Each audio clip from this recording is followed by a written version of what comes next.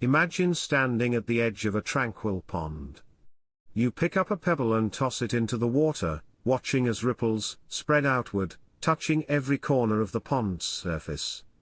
This simple act mirrors our lives. Every action, thought, or expectation sends waves through the universe.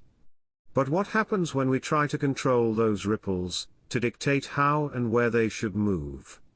Today, we're diving deep into Zen philosophy to explore the illusion of control and how releasing it can lead us to genuine happiness.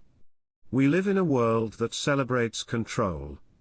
From meticulously planned schedules to 5-year life plans, we are taught that taking charge is the key to success and happiness. We crave control over our circumstances, the people in our lives, and the outcomes of our efforts. We build elaborate expectations, convincing ourselves that if we can just manage all the variables, happiness will be ours for the taking.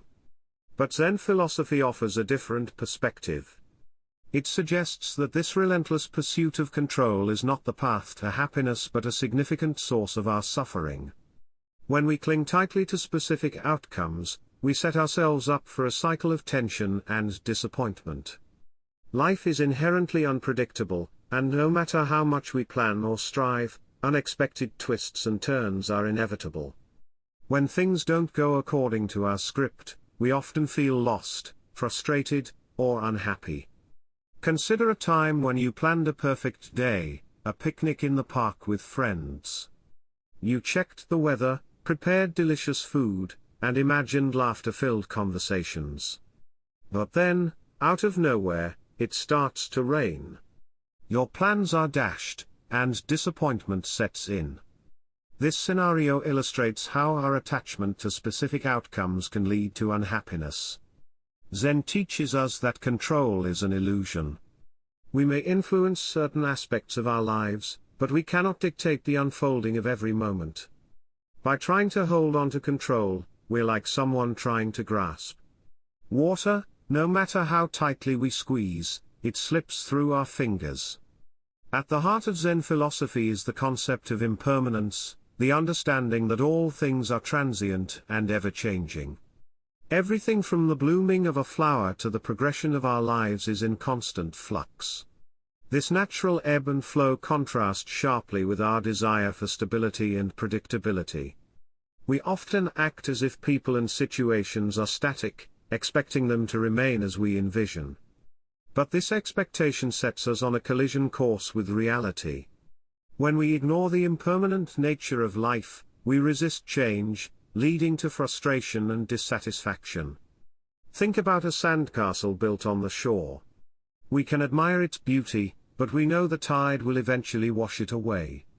If we accept this, we can enjoy the sandcastle for what it is, a temporary creation. However, if we become attached to it, the incoming tide becomes a source of anxiety and sorrow. By acknowledging impermanence, we can release our grip on expectations. We begin to understand that clinging to specific outcomes is like trying to stop the seasons from changing. Instead of resisting, we can choose to flow with life's natural rhythms, finding peace in the present moment. So, how do we begin to let go of control and embrace impermanence? The practice of mindfulness offers a powerful tool. Mindfulness is the art of paying full attention to the present moment without judgment or distraction. It's about being fully engaged in what we're doing right now, whether washing dishes, walking in the park, or listening to a friend. In our fast-paced world, our minds are often scattered, worrying about the future or ruminating on the past. We miss the richness of the present moment because we're somewhere else in our thoughts. This constant mental time travel fuels our expectations and disconnects us from the joy that can be found here and now. Zen meditation, or Zazen, is a practice that helps cultivate mindfulness. By focusing on our breath and observing our thoughts without attachment, we learn to quiet the mind and anchor ourselves in the present. This doesn't mean we stop planning or setting goals, but we learn to hold these plans lightly, understanding that the future is not guaranteed. When we practice mindfulness, we begin to notice the small miracles around us, a child's laughter, the warmth of the sun on our skin, the taste of our food. These moments, often overlooked, become sources of genuine happiness. We start to appreciate life as it unfolds rather than how we expect it to be. Non-attachment is another core principle of Zen that complements mindfulness. It's often misunderstood as indifference or emotional detachment, but in Zen, non-attachment means fully engaging with life without being bound by our desires and expectations. Imagine holding a butterfly in your open palm. If you try to close your hand to keep it, you risk harming it. But if you keep your hand open, the butterfly may stay for a while, and you can appreciate its beauty without trying to possess it. This symbolizes non-attachment, allowing experiences to come and go without clinging. Applying non-attachment to our goals and dreams doesn't mean we stop caring or striving. Instead, we pursue our passions wholeheartedly but remain open to whatever outcomes may arise. We find joy in the journey itself, not just the destination.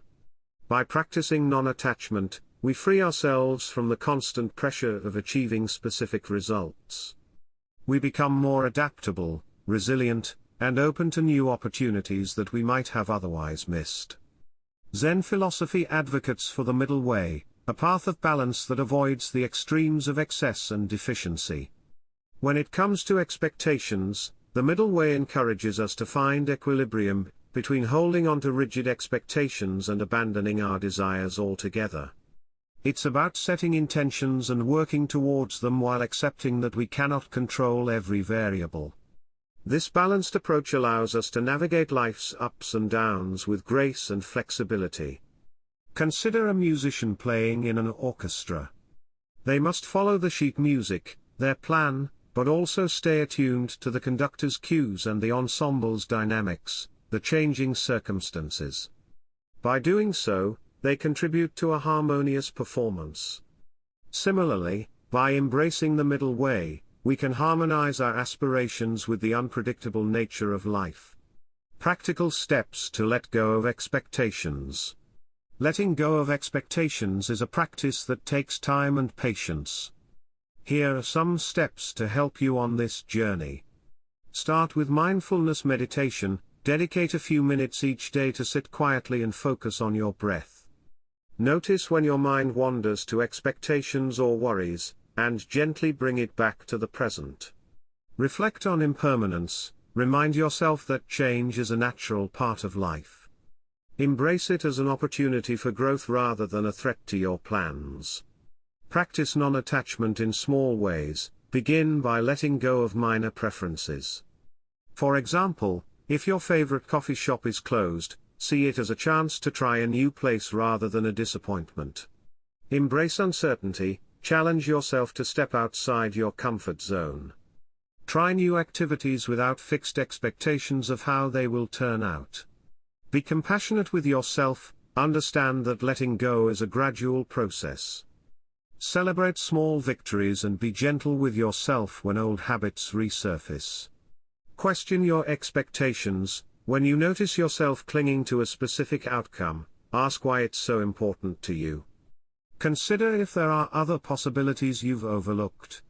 Journal your experiences. Writing down your thoughts can help you become more aware of your expectations and how they affect you.